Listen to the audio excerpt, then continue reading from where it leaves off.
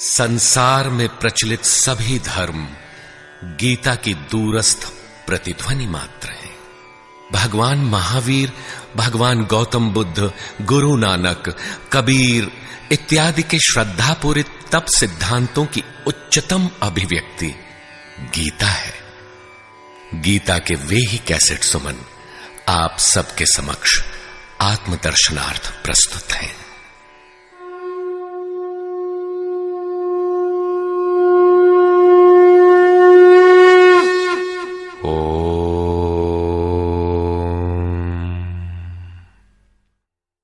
श्री परमात्मने नमः। यथार्थ गीता, श्रीमद् भगवत गीता, अथ सप्तमोऽध्यायः।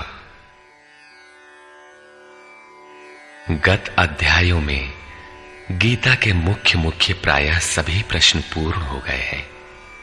निष्काम कर्म योग, ज्ञान योग, कर्म और यज्ञ का स्वरूप और उसकी विधि, योग का वास्तविक स्वरूप और उसका परिणाम तथा अवतार, वर्ण संकर, सनातन आत्मस्थित महापुरुष के लिए भी लोक हितार्थ कर्म करने पर बल, युद्ध इत्यादि पर विशद चर्चा की गई। अगले अध्यायों में योगेश्वर श्री कृष्ण ने इन्हीं से संदर्भित अनेक पूरक प्रश्नों को लिया है, जिनका समाधान तथा अनुष्ठान आराधना में सहायक सिद्ध होगा। छठे अध्याय के अंतिम श्लोक में योगेश्वर ने यह कहकर प्रश्न का स्वयं बीजारोपण कर दिया कि जो योगी मद्गतेनांतरात्मना, मुझ में अच्छी प्रकार स्थित अंतःकरण वाला है, उसे मैं अतिशय श्रेष्ठ योगी मानता हूं। परमात्मा में अच्छी प्रकार स्थिति क्या है? बहुत से योगी परमात्मा को प्राप्त तो होते हैं, फिर भी कहीं कोई कमी उन्हें खटकती है। लेश मात्र भी कसर न रह जाए, ऐसी अवस्था कब आएगी? संपूर्णता से परमात्मा की जानकारी कब आएगी, कब होती है? इस पर योगेश्वर श्री कृष्ण कहते हैं, श्री भगवान उवाच, मय्यासक्तमनाः पार्थ योगं युञ्जन्मदाश्रयः असंशयं समग्रं माम् यथा ज्ञास्यसि तच्छृणु। पार्थ, तू मुझ में आसक्त हुए मन वाला, बाहरी नहीं अपितु मदाश्रय अर्थात मेरे परायण होकर योग में लगा हुआ, छोड़कर नहीं, मुझको जिस प्रकार संशय रहित जानेगा उसको सुन, जिसे जानने के पश्चात लेश मात्र भी संशय न रह जाए। विभूतियों की उस समग्र जानकारी पर पुनः बल देते हैं। ज्ञानम तेहं सविज्ञानम इदं वक्ष्याम्यशेषतः यज्ज्ञात्वा नेह भूयोऽन्यत् ज्ञातव्यमवशिष्यते। मैं तेरे लिए इस विज्ञान सहित ज्ञान को संपूर्णता से कहूंगा। पूर्ति काल में यज्ञ जिसकी सृष्टि करता है, उस अमृत तत्व की प्राप्ति के साथ मिलने वाली जानकारी का नाम ज्ञान है। परम तत्व परमात्मा की प्रत्यक्ष जानकारी का नाम ज्ञान है। महापुरुष को एक साथ सर्वत्र कार्य करने की जो क्षमता मिलती है, वो विज्ञान है। कैसे वो प्रभु एक साथ सबके हृदय में कार्य करता है, किस प्रकार वो उठाता, बैठाता और प्रकृति के द्वंद्व से निकालकर स्वरूप तक की दूरी तय करा लेता है, उनकी इस कार्य प्रणाली का नाम विज्ञान है। इस विज्ञान सहित ज्ञान को संपूर्णता से कहूंगा, जिसे जानकर, सुनकर नहीं, संसार में और कुछ भी जानने योग्य नहीं रह जाएगा। मानने वालों की संख्या बहुत कम है।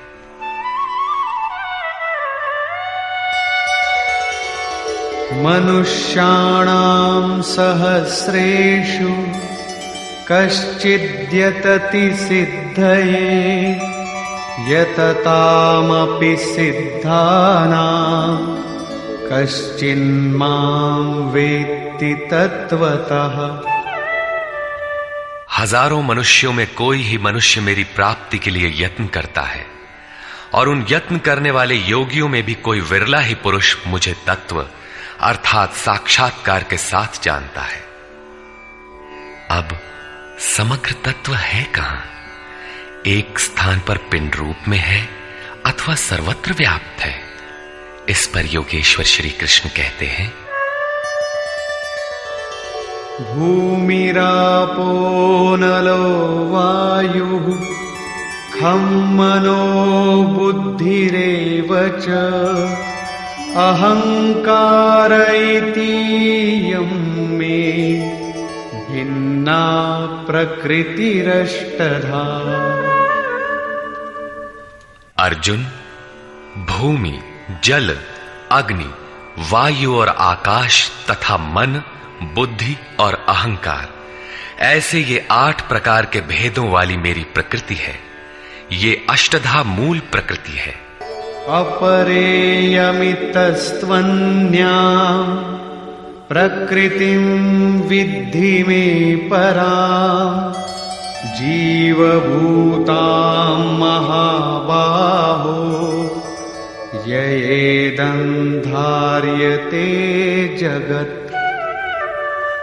इयम अर्थात ये 8 प्रकारों वाली तो मेरी अपरा प्रकृति है, अर्थात जड़ प्रकृति है। महाबाहु अर्जुन, इससे दूसरी को जीव रूप परा अर्थात चेतना प्रकृति जान, जिससे संपूर्ण जगत धारण किया हुआ है, वो है जीवात्मा। जीवात्मा भी प्रकृति के संबंध में रहने के कारण वो भी प्रकृति ही है। एतद्योनीनि भूतानि सर्वाणीत्युपधारय अहं कृत्स्नस्य जगतः प्रभवः प्रलयस्तथा। अर्जुन, ऐसा समझ के संपूर्ण भूत एतद्योनीनि, इन महाप्रकृतियों से, परा और अपरा प्रकृतियों से ही उत्पन्न होने वाले हैं।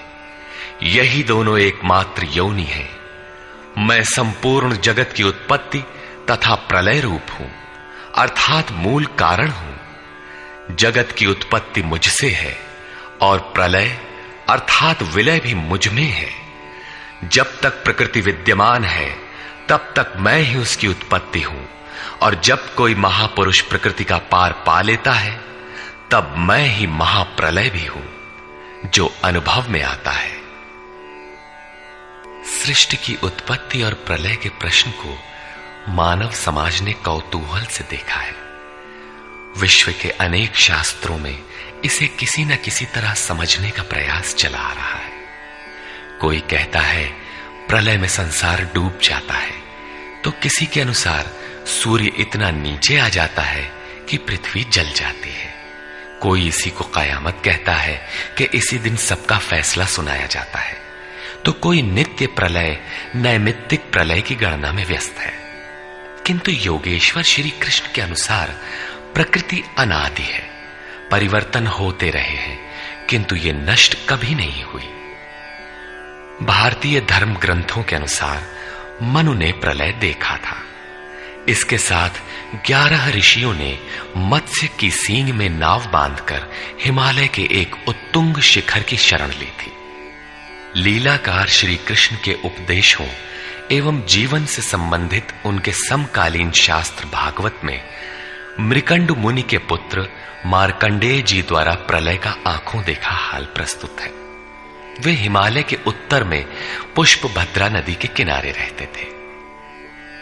भागवत के 12 स्कंद के 8वें और 9वें अध्याय के अनुसार शौनक आदि ऋषियों ने सूत जी से पूछा कि मार्कंडेय जी ने महाप्रलय में वट के पत्ते पर भगवान बाल मुकुंद के दर्शन किए थे, किंतु वे तो हमारे ही वंश के थे और हमसे कुछ ही समय पूर्व हुए थे। उनके जन्म के बाद न तो कोई प्रलय हुआ और न ही सृष्टि ही डूबी, सब कुछ यथावत है। तब उन्होंने कैसा प्रलय देखा? सूत जी ने बताया कि मार्कंडेय जी की प्रार्थना से प्रसन्न होकर नर नारायण ने उन्हें दर्शन दिया। मार्कंडेय जी ने कहा कि मैं आपकी वो माया देखना चाहता हूं जिससे प्रेरित होकर ये आत्मा अनंत योनियों में भ्रमण करता है। भगवान ने स्वीकार किया और एक दिन जब मुनि अपने आश्रम में भगवान के चिंतन में तन्मय हो रहे थे, तब उन्हें दिखाई पड़ा कि चारों ओर से समुद्र उमड़कर उनके ऊपर आ रहा है। उसमें मगर छलांगे लगा रहे थे। उनकी चपेट में ऋषि मार्कंडेय भी आ रहे थे। वे इधर उधर बचने के लिए भाग रहे थे। आकाश, सूर्य, पृथ्वी, चंद्रमा, स्वर्ग, ज्योतिष मंडल सभी उस समुद्र में डूब गए। इतने में मार्कंडेय जी को एक बरगद का पेड़ और उसके पत्ते पर एक शिशु दिखाई दिया। श्वास के साथ मार्कंडेय जी भी उस शिशु के उदर में चले गए और अपना आश्रम, सूर्य मंडल सहित सृष्टि को जीवित पाया और पुनः श्वास के साथ उस शिशु के उदर से वे बाहर आ गए। नेत्र खुलने पर मार्कंडेय ने अपने को उसी आश्रम में अपने ही आसन पर पाया। स्पष्ट है कि करोड़ों वर्ष के भजन के पश्चात उन मुनि ने ईश्वरीय दृश्य को अपने हृदय में देखा, अनुभव में देखा। बाहर सब कुछ ज्यों का त्यों था। अतः प्रलय योगी के हृदय में ईश्वर से मिलने वाली अनुभूति है। भजन की पूर्ति काल में योगी के हृदय में संसार का प्रवाह मिटकर अव्यक्त परमात्मा ही शेष बचता है। यही प्रलय है। बाहर प्रलय नहीं होता। महाप्रलय शरीर रहते ही अद्वैत की अनिर्वचनीय स्थिति है। यह क्रियात्मक है। केवल बुद्धि से निर्णय लेने वाले भ्रम का ही सृजन करते हैं, चाहे हम हों या आप। इसी पर आगे देखें। मत्तः परतरं नान्यत् किंचिदस्ति धनंजय मयि सर्वमिदं प्रोतं सूत्रे मणिगणा इव। धनंजय, मेरे सिवाय किंचन मात्र भी दूसरी वस्तु नहीं है।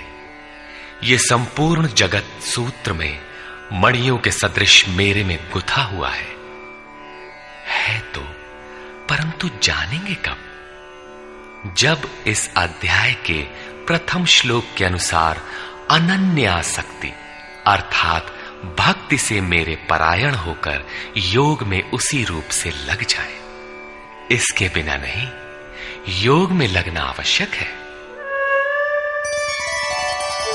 रसोऽहमप्सु कौन्तेय प्रभास्मि शशि सूर्ययोः प्रणवः सर्ववेदेषु शब्दः के पौरुषं नृषु।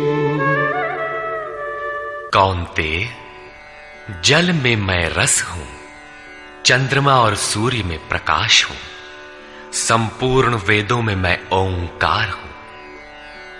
ओ धन अहम धनकार, स्वयं का आकार हूं।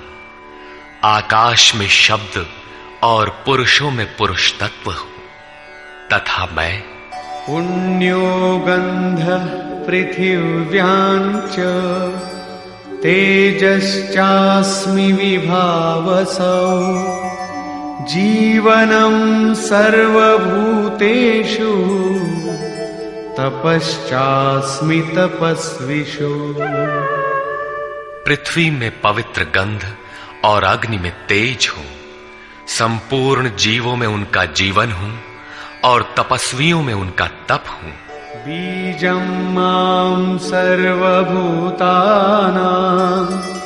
विद्धि पार्थ सनातनम् बुद्धिर्बुद्धिमतामस्मि तेजस्तेजस्विनामहम्। पार्थ, तू संपूर्ण भूतों का सनातन कारण अर्थात बीज मुझे ही जान। मैं बुद्धिमानों की बुद्धि और तेजस्वियों का तेज हूं। इसी क्रम में योगेश्वर श्री कृष्ण कहते हैं, बलं बलवतां चाहं कामरागविवर्जितं धर्माविरुद्धो भूतेषु कामोऽस्मि भरतर्षभ। हे भरत श्रेष्ठ अर्जुन, मैं बलवानों का कामना और आसक्ति रहित बल हूं। संसार में सब बलवान ही तो बनते हैं।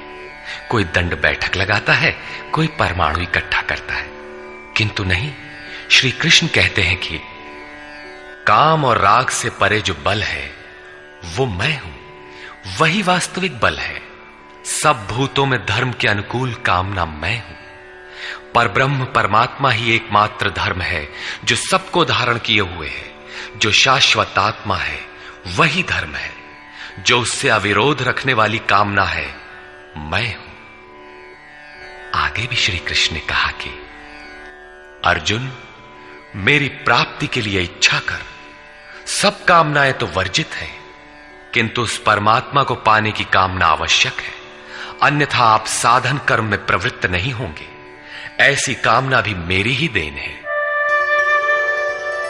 ये चैव सात्विका भावा राजसास्तामसाश्च ये मत्त एवेति तान् विद्धि न त्वहं तेषु ते मयि। और भी जो सत्व गुण से उत्पन्न होने वाले भाव हैं, जो रजोगुण और तमोगुण से उत्पन्न होने वाले भाव हैं, उन सब को तुम मुझसे ही उत्पन्न होने वाले हैं ऐसा जान। परंतु वास्तव में उनमें मैं और वे मेरे में नहीं है, क्योंकि न मैं उनमें खोया हूं और न वे ही मुझ में प्रवेश कर पाते हैं। क्योंकि मुझे कर्म से स्पृहा नहीं है, मैं निर्लेप हूं, मुझे इनमें कुछ पाना नहीं है, इसलिए मुझ में प्रवेश नहीं कर पाते। ऐसा होने पर भी जिस प्रकार आत्मा की उपस्थिति से ही शरीर को भूख प्यास लगती है, आत्मा को अन्न अथवा जल से कोई प्रयोजन नहीं है, उसी प्रकार प्रकृति परमात्मा की उपस्थिति में ही अपना कार्य कर पाती है। परमात्मा उसके गुण और कार्यों से निर्लेप रहता है। त्रिभिर्गुणमयैर्भावैः एभिः सर्वमिदं जगत् मोहितं नाभिजानाति मामेभ्यः परमव्ययम्।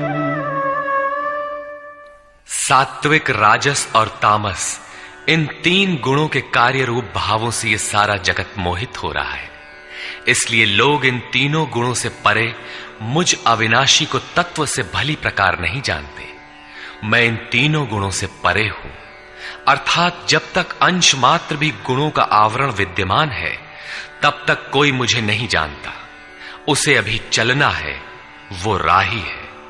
और दैवी ह्येषा गुणमयी मम माया दुरत्यया मामेव ये प्रपद्यन्ते मायामेतान्तरन्ति ते। ये त्रिगुणातीत मेरी अद्भुत माया दुस्तर है, किंतु जो पुरुष मुझे ही निरंतर भजते हैं वे इस माया का पार पा जाते हैं। ये माया है तो दैवी, परंतु अगरबत्ती जलाकर इसकी पूजा न करने लगे, इससे पार पाना है। न मां दुष्कृतिनो मूढ़ाः प्रपद्यन्ते नराधमाः माययापहृतज्ञानाः आसुरं भावमाश्रिताः। जो मुझे निरंतर भजते हैं वे जानते हैं, फिर भी लोग नहीं भजते। माया द्वारा जिनका ज्ञान अपहरण कर लिया गया है, जो आसुरी स्वभाव को धारण किए हुए मनुष्यों में अधम काम क्रोधादि दुष्कृतियों को करने वाले मूढ़ लोग मुझे नहीं भजते। तो भजता कौन है? चतुर्विधा भजन्ते मां जनाः सुकृतिनोऽर्जुन आर्तो जिज्ञासुरर्थार्थी ज्ञानी च भरतर्षभ। हे भरत श्रेष्ठ अर्जुन, सुकृतिनः उत्तम अर्थात नियत कर्म, अर्थात जिसके परिणाम में श्रेय की प्राप्ति हो उसको करने वाले, अर्थार्थी अर्थात सकाम, आर्तः अर्थात दुख से छूटने की इच्छा वाले, जिज्ञासु अर्थात प्रत्यक्ष रूप से जानने की इच्छा वाले, और ज्ञानी अर्थात जो प्रवेश की स्थिति में है। इन चारों प्रकार के भक्तजन मुझे भजते हैं। अर्थ वो वस्तु है जिससे हमारे शरीर अथवा संबंधों की पूर्ति हो। इसलिए अर्थ, कामनाएं सब कुछ पहले तो भगवान द्वारा पूर्ण होती है। भगवान श्री कृष्ण कहते हैं कि मैं ही पूर्ण करता हूं, किंतु इतना ही वास्तविक अर्थ नहीं है। आत्मिक संपत्ति ही स्थिर संपत्ति है, यही अर्थ है। सांसारिक अर्थ की पूर्ति करते करते भगवान वास्तविक अर्थ आत्मिक संपत्ति की ओर बढ़ा देते हैं, क्योंकि वे जानते हैं कि इतने ही से मेरा भक्त सुखी नहीं होगा। इसलिए वे आत्मिक संपत्ति भी उसे देने लगते हैं। लोक लाहु परलोक निबाहु, लोक में लाभ और परलोक में निर्वाह, ये दोनों भगवान की वस्तु हैं। अपने भक्त को खाली नहीं छोड़ते। आर्त, जो दुखी हो, जिज्ञासु, समग्रता से जानने की इच्छा वाले जिज्ञासु मुझे भजते हैं। साधना की परिपक्व अवस्था में दिग्दर्शन अर्थात प्रत्यक्ष दर्शन की अवस्था वाले ज्ञानी भी मुझे भजते हैं। इस प्रकार 4 प्रकार के भक्त मुझे भजते हैं, जिनमें ज्ञानी श्रेष्ठ है, अर्थात ज्ञानी भी भक्त ही है। इन सब में भी तेषां ज्ञानी नित्ययुक्त एक भक्तिर्विशिष्यते प्रियो हि ज्ञानिनोत्यर्थम् अहं स च मम प्रियः। अर्जुन, उनमें भी नित्य मुझ में एक ही भाव से स्थित अनन्य भक्ति वाला ज्ञानी विशिष्ट है, क्योंकि साक्षात्कार के सहित जानने वाले ज्ञानी को मैं अत्यंत प्रिय हूं और वो ज्ञानी भी मुझे अत्यंत प्रिय है। वो ज्ञानी मेरा ही स्वरूप है। उदाराः सर्व एवैते ज्ञानी त्वात्मैव मे मतम् आस्थितः स हि युक्तात्मा मामेवानुत्तमां गतिम्। यद्यपि ये चारों प्रकार के भक्त उदार ही हैं, कौन सी उदारता कर दी? क्या आपकी भक्ति करने से भगवान को कुछ मिल जाता है? क्या भगवान में कोई कमी है जिसे आपने पूरा कर दिया? नहीं, वस्तुतः वही उदार है जो अपने आत्मा को अधोगति में न पहुंचाए, जो उसके उद्धार के लिए अग्रसर है। इस प्रकार ये सब उदार है। परंतु ज्ञानी तो साक्षात मेरा स्वरूप ही है, ऐसी मेरी मान्यता है, क्योंकि वो स्थिर बुद्धि ज्ञानी भक्त सर्वोत्तम गति स्वरूप मुझ में ही स्थित है। अर्थात वो मैं हूं, वो मुझ में है, मुझ में और उसमें कोई अंतर नहीं है। इसी पर पुनः बल देते हैं। बहूनां जन्मनामन्ते ज्ञानवान् मां प्रपद्यते वासुदेवः सर्वमिति स महात्मा सुदुर्लभः। अभ्यास करते करते बहुत जन्मों के अंत के जन्म में, प्राप्ति वाले जन्म में साक्षात्कार को प्राप्त हुआ ज्ञानी सब कुछ वासुदेव ही है। इस प्रकार मेरे को भजता है, वो महात्मा अति दुर्लभ है।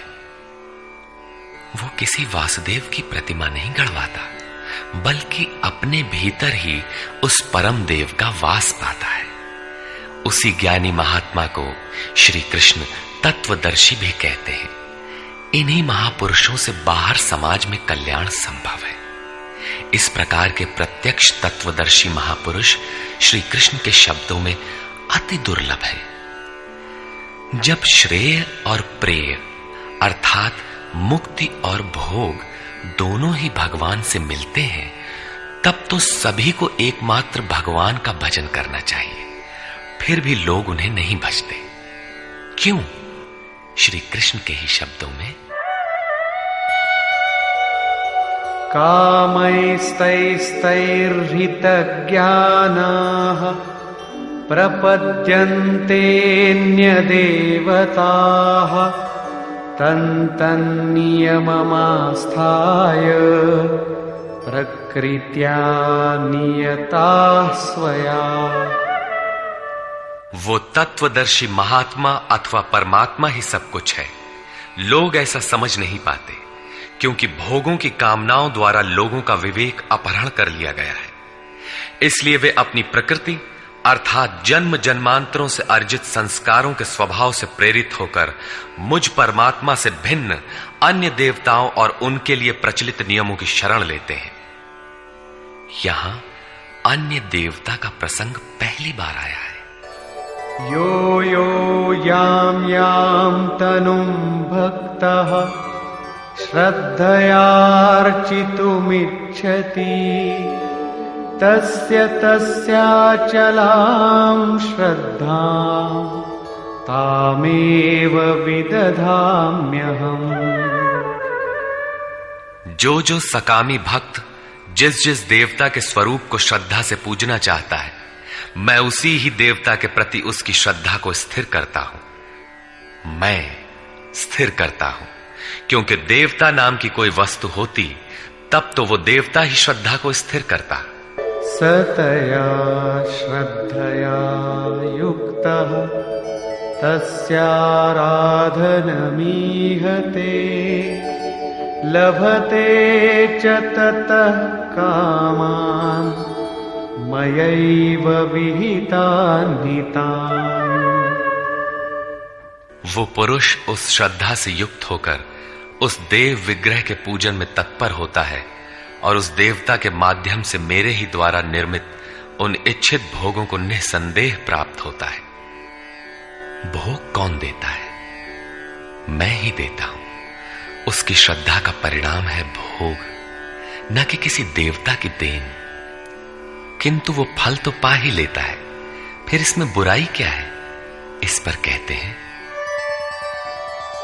अन्तवत्तु फलं तेषां तद्भवत्यल्पमेधसां देवान् देवयजो यान्ति मद्भक्ता यान्ति मामपि।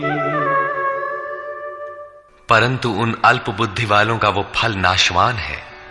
आज फल है तो भोगते भोगते नष्ट हो जाएगा, इसलिए नाशवान है। देवताओं को पूजने वाले देवताओं को प्राप्त होते हैं, अर्थात देवता भी नाशवान है। देवताओं से लेकर यावन मात्र जगत परिवर्तनशील और मरण धर्मा है। मेरा भक्त मुझे ही प्राप्त होता है, जो अव्यक्त है, नैष्ठिकीम परम शांति पाता है।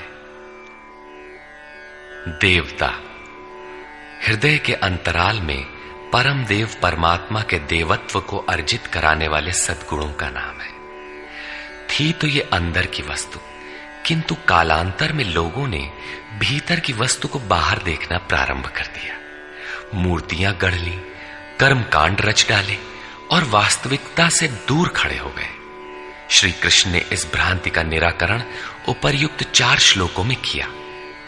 गीता में पहली बार अन्य देवताओं का नाम लेते हुए उन्होंने कहा कि देवता होते ही नहीं, लोगों की श्रद्धा जहां झुकती है वहां मैं ही खड़ा होकर उनकी श्रद्धा को पुष्ट करता हूं और मैं ही वहां फल भी देता हूं।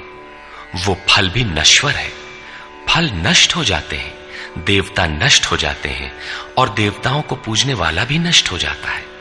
जिनका विवेक नष्ट हो गया है वे मूढ़ बुद्धि ही अन्य देवताओं को पूजते हैं।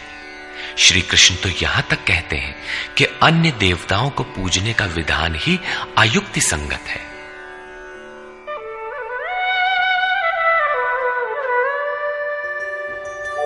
अव्यक्तं व्यक्तिमापन्नं मन्यन्ते माम बुद्धयः परं भावमजानन्तो ममाव्ययमनुत्तमम्। यद्यपि जब देवताओं के नाम पर देवता नाम की कोई वस्तु है ही नहीं, जो फल मिलता है वो भी नाशवान है, फिर भी सब लोग मेरा भजन नहीं करते, क्योंकि बुद्धिहीन पुरुष अर्थात कामनाओं द्वारा जिनका ज्ञान अपहृत हो गया है वे मेरे सर्वोत्तम, अविनाशी और परम प्रभाव को भली प्रकार नहीं जानते। इसलिए वे मुझ अव्यक्त पुरुष को व्यक्ति भाव को प्राप्त हुआ मानते हैं, मनुष्य मानते हैं। अर्थात श्री कृष्ण भी मनुष्य शरीरधारी योगी थे, योगेश्वर थे। जो स्वयं योगी हो और दूसरों को भी योग प्रदान करने की जिनमें क्षमता हो उन्हें योगेश्वर कहते हैं। साधना के सही दौर में पड़कर क्रमशः उत्थान होते होते महापुरुष भी उसी परम भाव में स्थित हो जाते हैं।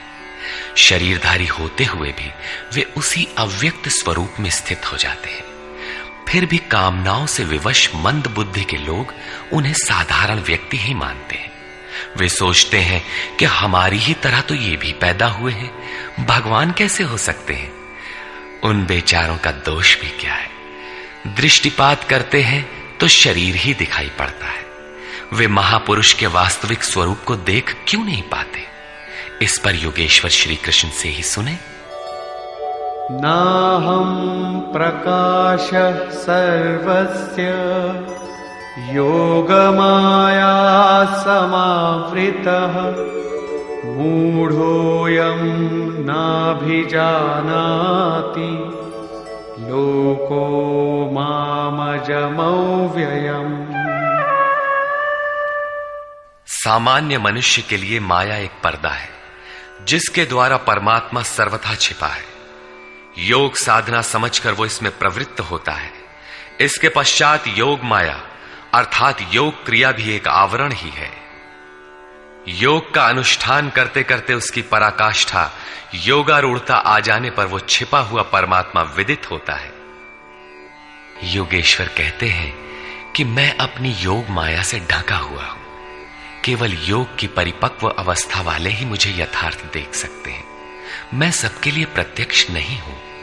इसलिए ये अज्ञानी मनुष्य मुझ जन्म रहित अर्थात जिसे अब जन्म नहीं लेना है, अविनाशी अर्थात जिसका नाश नहीं होना है, अव्यक्त स्वरूप अर्थात जिसे पुनः व्यक्त नहीं होना है को नहीं जानता। अर्जुन भी श्री कृष्ण को अपनी ही तरह मनुष्य मानता था। आगे उन्होंने दृष्टि दिया तो अर्जुन गिड़गिड़ाने लगा, प्रार्थना करने लगा। वस्तुतः अव्यक्त स्थित महापुरुष को पहचानने में हम लोग प्रायः अंधे ही हैं। आगे कहते हैं, वेदाहं समतीतानि वर्तमानानि चार्जुन भविष्याणि च भूतानि मां तु वेद न कश्चन। अर्जुन, मैं अतीत, वर्तमान और भविष्य में होने वाले संपूर्ण प्राणियों को जानता हूं, परंतु मुझे कोई नहीं जानता। क्यों नहीं जान पाता? इच्छा द्वेष समुत्थेन द्वंद्व मोहेन भारत सर्वभूतानि सम्मोहम् सर्गे यान्ति परन्तप। भरतवंशी अर्जुन, इच्छा और द्वेष अर्थात राग द्वेषादि द्वंद्व के मोह से संसार के संपूर्ण प्राणी अत्यंत मोह को प्राप्त हो रहे हैं, इसलिए मुझे नहीं जान पाते। तो क्या कोई जानेगा ही नहीं? योगेश्वर श्री कृष्ण कहते हैं, येषां त्वन्तगतं पापं जनानां पुण्यकर्मणां ते द्वन्द्वमोह निर्मुक्ता भजन्ते मां दृढ़व्रताः। परंतु पुण्य कर्म अर्थात जो संस्कृति का अंत करने वाला है, जिसका नाम कार्यम कर्म, नियत कर्म, यज्ञ की प्रक्रिया कहकर बारंबार समझाया है, उस कर्म को करने वाले जिन भक्तों का पाप नष्ट हो गया है, वे राग द्वेषादि द्वंद्व के मोह से भली प्रकार मुक्त होकर व्रत में दृढ़ रहकर मुझे भजते हैं। किस लिए भजते हैं? जरा मरण मोक्षाय मामाश्रित्य यतन्ति ये ते ब्रह्म तद्विदु कृत्स्नम् अध्यात्मं कर्म चाखिलम्। जो मेरी शरण होकर जरा और मरण से मुक्ति पाने के लिए प्रयत्न करते हैं, वे पुरुष उस ब्रह्म को, संपूर्ण अध्यात्म को और संपूर्ण कर्म को जानते हैं, और इसी क्रम में साधिभूताधिदैवं मां साधियज्ञं च ये विदुः प्रयाणकालेऽपि च मां ते विदुर्युक्तचेतसः। जो पुरुष अधिभूत, अधिदैव तथा अधियज्ञ के सहित मुझे जानते हैं, मुझ में समाहित चित्त वाले वे पुरुष अंतकाल में भी मुझको ही जानते हैं, मुझ में ही स्थित रहते हैं और सदैव मुझे प्राप्त रहते हैं। 26वें 27वें श्लोक में उन्होंने कहा कि मुझे कोई नहीं जानता, क्योंकि वे मोहग्रस्त हैं, किंतु जो उस मोह से छूटने के लिए प्रयत्नशील हैं, वे संपूर्ण ब्रह्म, संपूर्ण अध्यात्म, संपूर्ण कर्म, संपूर्ण अधिभूत, संपूर्ण अधिदैव और संपूर्ण अधियज्ञ सहित मुझको जानते हैं, अर्थात इन सब का परिणाम मैं अर्थात सद्गुरु हूं। वही मुझे जानता है, ऐसा नहीं कि कोई नहीं जानता। निष्कर्ष, इस 7वें अध्याय में योगेश्वर श्री कृष्ण ने बताया कि अनन्य भाव से मुझ में समर्पित होकर, मेरे आश्रित होकर जो योग में लगता है, वह समग्र रूप से मुझे जानता है। मुझे जानने के लिए हजारों में कोई विरला ही प्रयत्न करता है, और प्रयत्न करने वालों में विरला ही कोई जानता है। वह मुझे पिंड रूप में एक देशीय नहीं वरन सर्वत्र व्याप्त देखता है। 8 भेदों वाली मेरी जड़ प्रकृति है, और इसके अंतराल में जीव रूप मेरी चेतन प्रकृति है। इन्हीं दोनों के संयोग से पूरा जगत खड़ा है। तेज और बल मेरे ही द्वारा है। राग और काम से रहित बल तथा धर्मानुकूल कामना भी मैं ही हूं। जैसा कि सब कामनाएं तो वर्जित हैं, लेकिन मेरी प्राप्ति के लिए कामना कर, ऐसी इच्छा का अभ्युदय होना मेरा ही प्रसाद है। केवल परमात्मा को पाने की कामना ही धर्मानुकूल कामना है। श्री कृष्ण ने बताया कि मैं तीनों गुणों से अतीत हूं, परम का स्पर्श करके परम भाव में स्थित हूं, किंतु भोगासक्त मूढ़ पुरुष सीधे मुझे न भजकर अन्य देवताओं की उपासना करते हैं, जबकि वहां देवता नाम का कोई है ही नहीं। पत्थर, पानी, पेड़, जिसको भी वे पूजना चाहते हैं, उसी में उनकी श्रद्धा को मैं ही पुष्ट करता हूं। उसकी आड़ में खड़ा होकर मैं ही फल देता हूं, क्योंकि न वहां कोई देवता है, न किसी देवता के पास कोई भोग ही है। लोग मुझे साधारण व्यक्ति समझकर नहीं बचते, क्योंकि मैं योग प्रक्रिया द्वारा ढका हुआ हूं। अनुष्ठान करते करते योग माया का आवरण पार करने वाले ही मुझ शरीरधारी को भी अव्यक्त रूप में जानते हैं, अन्य स्थितियों में नहीं। मेरे भक्त 4 प्रकार के हैं: अर्थार्थी, आर्त, जिज्ञासु और ज्ञानी। चिंतन करते करते अनेक जन्मों के अंतिम जन्म में प्राप्ति वाला ज्ञानी मेरा ही स्वरूप है। अर्थात अनेक जन्मों से चिंतन करके उस भगवत स्वरूप को प्राप्त किया जाता है। राग द्वेष के मोह से आक्रांत मनुष्य मुझे कदापि नहीं जान सकते, किंतु राग द्वेष के मोह से रहित होकर जो नियत कर्म अर्थात जिसे संक्षेप में आराधना कह सकते हैं का चिंतन करते हुए जरा मरण से छूटने के लिए प्रयत्नशील हैं, वे पुरुष संपूर्ण रूप से मुझे जान लेते हैं। वे संपूर्ण ब्रह्म को, संपूर्ण आध्यात्म को, संपूर्ण अधिदैव को, संपूर्ण कर्म को और संपूर्ण यज्ञ के सहित मुझे जानते हैं। वे मुझ में प्रवेश करते हैं और अंतकाल में भी मुझको ही जानते हैं, अर्थात फिर कभी वे विस्मृत नहीं होते। इस अध्याय में परमात्मा की समग्र जानकारी का विवेचन है। अतः ओम तत्सदिति श्रीमद्भगवद्गीतासूपनिषत्सु ब्रह्म विद्यायाम योग शास्त्रे श्री कृष्णार्जुन संवादे समग्र बोधः नाम सप्तमोऽध्यायः। इस प्रकार स्वामी अड़गड़ानंद कृत श्रीमद् भगवद गीता के भाष्य यथार्थ गीता का 7वां अध्याय पूर्ण होता है। हरि ओम तत्सत।